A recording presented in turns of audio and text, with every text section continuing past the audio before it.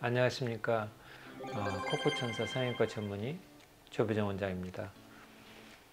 이번 주제는 오늘 제가 말씀드릴 것은 타국, 외국에서 한정된 시간, 한정된 기일 내에서 빨리 수술하고 빨리 본인의 본국으로 돌아가시는 그러한 경우에 있어서 발생할 수 있는 문제점과 또 해결책에 대해서 말씀드리겠습니다.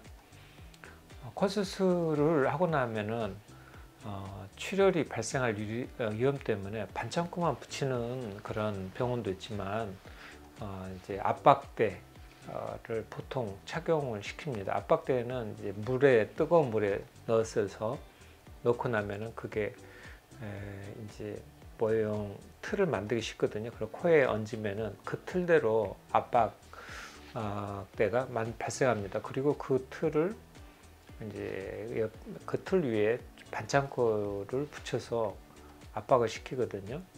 그 압박대가 사실은 반듯하게 손가락으로 이렇게 만져서 압박을 시키는 겁니다. 그래서 대칭성이 약간 떨어질 수가 있고, 두 번째는 그 압박 위에 다시 반창고 붙일 때 그 반창고 붙이는 압박 좌우 비대칭이 생겨서 한쪽으로 약간의 쏠림이 발생할 수가 있습니다. 그래서 그건 사실 압박대 때문에 코가 휘어 있는 경우도 종종 있을 수가 있습니다.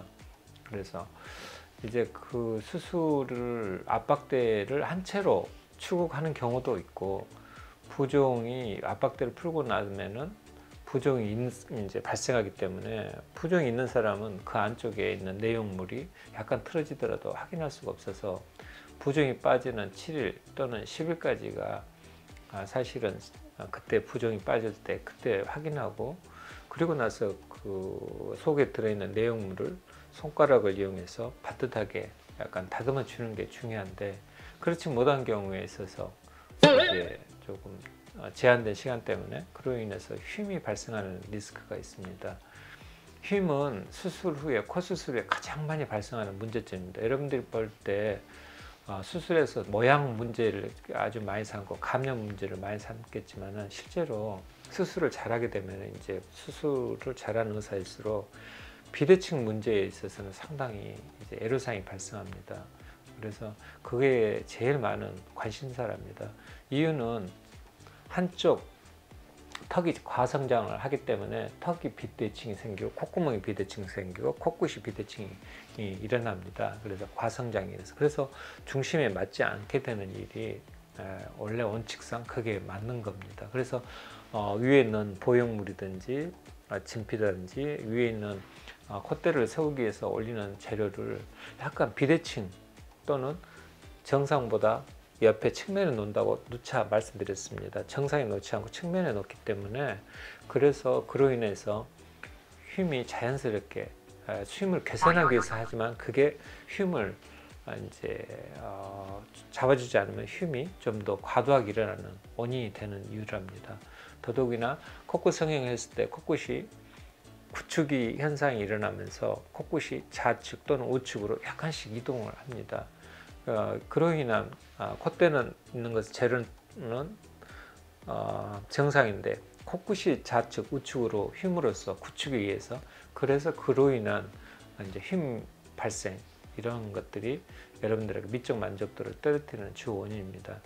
그리고 이제 특히나 저 같은 경우는 이물질보다는 생체 조직을 많이 쓰는데, 생체 조직은 상부에서 특히나 눈 사이에 이마에서 내려오는 부종이 코를 타고 이렇게 내려가야 하는데 수술로 인해서 못 내려가요. 그러면 여기에 조류돼서 1, 2개월은 많이 고생해서, 특히 생체 조직 자체도 부어 있죠.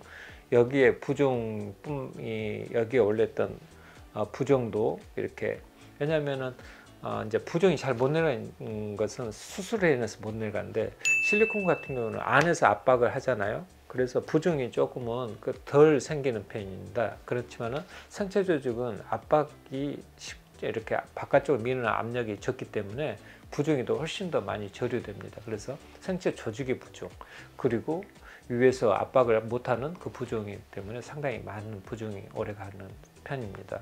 그래서 그런 부종을 견디지 못해서 너무 여기 눈 사이가 부어 있다고 이렇게 말씀들 하시는데, 시간이 지나면 좀 오랜 조금 2~3개월은 지나야지 이게 많이 이제 부종이 빠지면서 그게 과교정이 아니고 과하게 넣었던 게 아니고 정상까지 가는 시간이 많이 걸려서 그렇다는 것을 뒤늦게 깨닫게 되는 겁니다.